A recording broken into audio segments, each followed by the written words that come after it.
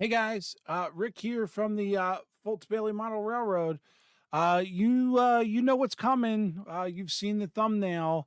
This is the last build for the STS crew member, and I can't hide this one because you know all the others. So this is going to be Ray's building. I'm not going to tell you what it is, and I don't have too much detail right now because I kind of just got it out of the box. So let's take a look. We'll go over to the workbench and let's see what comes in the box. All right, so this one, hang on, I'm getting the thing out of the package here. This one is going to be JC Nickles number 117 HO kit. It is an injection molded styrene, yada, yada, yada. You guys can go back and read all that if you want to. Most importantly, uh, circa 1991. You know how I love my old kits. So this is the older version of the kit. As always with these DPM kits, there's a back, there's a front, there's two sidewalls. You got some styrene for the roof. You got two sheets of window glazing and the protective sheets, which again, you guys know I love to use for shades. You also got the styrene that you use for the roof when it goes in. These things get glued in like somewhere right around like there and then on the back side, and then the roof sits on top of that. And just like the previous building, you get this cool little metal chimney that gets glued on the top, which I just lost. So I'm gonna get this thing primed. I'm still looking around online for what paint colors I want to use. But I gotta be honest with you. Jason's building I did in his colors. Uh, Heath I did in his colors. Ray, I am not going to do an orange and yellow building. I already did that for the courthouse. It's just not going to fly here. But I think the theme I'm going with you're going to like. So the color scheme may match. I just have to find the perfect setup. So stay tuned and we'll be right back. All right, gang. So you've seen the thumbnail. You know what this building already looks like. Here you can see I'm setting up the base of the building is blue. I started with the lighter colors. Um, as you could tell, I in order to do this concept, what I was thinking is you have to go from the lighter color to a darker color. You'll see later on in the video that this wasn't absolutely correct, but it got me to where I am now. So you can see the base color is that light blue, and then I came back with a darker blue, and I'm using just the corner of a piece of sponge that I just cut off, and I'm using just the tip of it because it's got a random pattern to it, and I'm going back and forth. Here you could see the next color that's going on. I'm going to flash up here a picture of the inspiration of the color that I'm using.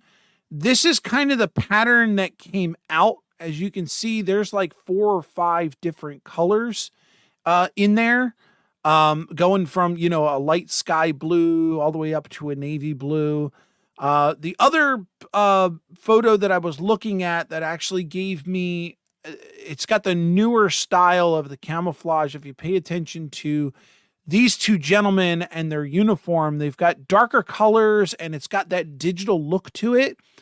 I was actually trying to do this, but being an HO scale, it's so small to get that type of a pattern. I couldn't figure out a way to make it work. Um, I would have liked to possibly have seen those darker colors, but I would have had to do a lot of paint manipulation in order to get there. Whereas the colors that you're seeing now, they were already ready in from my stash here. So I all I had to do was, you know, put them out and mix them. And what I would have liked to have seen was a more kind of consistency to camouflage. Whereas I think what I got resembles more of kind of like where Shamu would spend his summer down in Florida. Um, but either way, it worked, and this is the result that I got and how I got there. So I'm basically just layering darker colors over lighter colors. And then a funny thing happened when I got to all of the colors. I saw that there were spots that were missing. There were inconsistencies, and there were holes where you could definitely see the background, and I didn't want that to happen. So what I did was I started going over using the same sponge that now has. I mean, I didn't use a new sponge. I just went over with the same sponge into a darker color. And then after I got done, I realized I still need to, I needed to go back. So I used the same sponge, and now I'm going back with the lighter colors, making more uh bringing those lighter colors back up to the surface and making it more mixed in. But at the same time, because I've already got 3 different colors of paint on the sponge, it's actually mixing those colors in, and I'm getting newer colors. And I thought that was just amazing. So I've got those. So that's the back. Let's take a look at what I've got for the front of the building. This one, it's your typical storefront almost. So I'm thinking this building was built back in, like, I don't know, the 1950s, 1960s. So it's kind of like that limestone covered building. And what I did is just in the windows and the doors and some of the, I'm not done yet, but some of the I don't know what you call those, the insets up there, I just went with the standard navy blue color. So what's next? Next I got to do some windows. I'm going to put some things on the outside of the building. Not going to go into that right now, but you'll see in a moment. You saw them on the thumbnail. Yeah, I'll be back with another update. So hang tight. Okay, if you haven't noticed by now, let me clue you in. On every build that I do, I try to make it a point to at least learn or try one new technique. And with me getting into more and more airbrushing with the last kit and this kit, I wanted to try something different. Let's go over the workbench. I'll show you what I'm trying to do. Now, I saw this technique, believe it or not, on Jason Jensen's channel. He just recently did a video where he built a DPM kit. So let me kind of show you what he did, and I'm going to try and replicate it. You have your piece all complete, but I want to color in these windows, and I don't want to sit here and paint them. So I want to airbrush them, but I'm not going to sit here and mask off with tape each and every one. So here's what Jason did. He took a scrap piece of paper, and this, I know this doesn't cover the whole model. This is just a demonstration for you. Put this over your piece, and then you get a pencil, and you find a window and shade the area, shade the outer areas. I gotta find it here. Here we go. All right. So here we come. We're coming around the window, and the lighter you do it, you're going to get the outline. You're going to get the outline of that window, right? Now, of course, you don't want to lift it up because I have no idea where this goes again. So, but you want to keep your paper down, right? Tape it if you have to, and then go through and find all your windows. Get all your holes. Again, try not to move the paper because you want to make sure that you get all your lines. And then once you have all of those depicted out, and you could see those lines, you're then going to take this and you're going to grab your X-Acto knife and you're going to cut out those inner squares. And once you have all those inner squares cut out, it's going to look like this. Now all you have to do is match that back up to exactly where you want it. Put some tape on it to hold it down. Sorry, kind of went off camera a little bit. That. Oh, looks like I tore the paper at some point.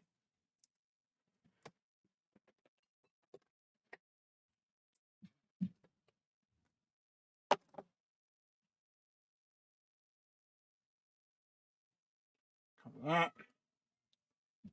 All right. Now, I'm going to take this over to my airbrush booth, and I'm going to see if I can paint these just the way they are like that and see how I make out. Cross your fingers, because if this fails, I have to start this piece over. I'll be back in a bit. I'm going to show you. Oh, yeah. I'll do this again. Let's go take a look. So this is what I just spray painted or airbrushed. Not a whole lot of, if any, I don't even think I can see any bit of overspray. There are a couple places like up there in the corners where you can see that it didn't get in there well enough, but I'm okay with that. But that's a good job. That's a great job. That's an awesome job. Now compare that to, I brushed this by hand, which I'm kind of actually glad that I did, because I wouldn't be able to use that technique with these raised surfaces. There's no way that the paper would have sat flat. I would have had all kinds of overspray. Now, compare that to what it was. That's how they were. And that's how they are. Oh, yeah. I'll do it again. As a matter of fact, I'm going to have to do it 2 more times. See you in a bit for an update. All right, gang. Paint is on. The roof's been covered. Signs are up. Shop is open. Let's do something different. This build was a little meaningful to me and a little bit special. So I want Ray to see it first. Let's see what he's got to say about it. Hey, Ray, how's it going, bud? It's going. Good to hear. So, Ray, I wanted to do something special for you. As you know, I'm building the buildings for the STS crew, and for the other guys, I kind of did. I gave them like sneak peeks before the videos came out, and I sent them some pictures. But yours is a little bit different, and I wanted you to see yours, and I wanted you to be the first one to see yours. Okay. So thank you for joining me here on StreamYard and giving me the opportunity to show you your building first. Absolutely. So let me go ahead. I'm going to flip over to the desk cam here, and we'll take a look at it.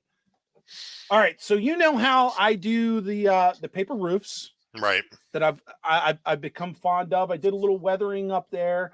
Your building is bigger than all the others. Yes, I'm admitting it here. Your building is the biggest. Jeez. So you've got a nice huge AC unit right there on the top. That's because again, did the paper roof, did some weathering. As you can see, you've got a blue theme going on here. Mm-hmm. The back doesn't have much detail other than some curtains in the windows, and I was able to steal a couple of those decals from our other kit.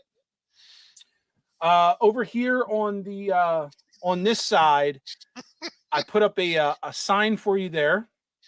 Nice. I'm not sure if you can read it. The camera's a little blurry, but it says "Life, Liberty, and the Pursuit of All That Threaten It." And there's an aircraft carrier, and it says Navy there. There's a clear picture of it. Yeah, I'm all right now. Because a picture of that carrier, it looked like it may have been the Enterprise. Could have been. Now on this side, we've got the Navy symbol,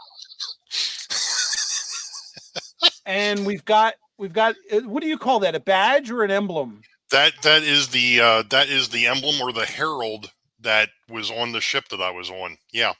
There you go. So there is your herald from Yeah. See if we can get a clear picture for everyone. There you go. And then there's the Navy anchor. Nice. And the big reveal, your building is going to be Boebel's 42nd Naval Surplus. Nice. And I've got some propaganda in the window. Join the Navy. This one I thought was funny. I'm not sure if that's going to come into view. There it is. That's catching with his panzers down. In the middle here, behind the sign, we've got I want Uncle Sam. The Uncle Sam. I want you for the Navy. This one was pretty cool. It's got a sailor guy, and it says, "Fight, let's go, join the Navy." And then this one here, "I'm doing my duty. Are you? Your Navy." And then here's the store sign again. Boebel's 42nd Naval Surplus. And there might be something familiar on this building that you remember. Back when we first met at Yankee Dabbler years ago now, I was looking for a specific item in Yankee Dabbler, and you found it for me. That was the and flags, I was going to use these flags on the bridge, but I thought to myself the other night, this would look so cool on Ray's building. So I drilled a couple holes and glued them in there for you. Now, something else new that I did is down here in the windows, I actually found a way to do some shadow boxes, and I found some pictures of actual Army surplus stores. And I put them in the windows. So there you've got some Army, Navy items that I guess, the troops would carry. There's some hats and helmets there. And then this gives you a peek far back into the back of the building. And then, again, just followed through with, shades on the front door. But that's your building, right? I'm really digging this. Impressive. And in case you haven't noticed, the paint job, I was trying to do my best to resemble the Navy camouflage. Right, which is something that they just started. I think they started using probably about 20 years ago, because they didn't do that when I was in. Yeah. But anyway. Yeah.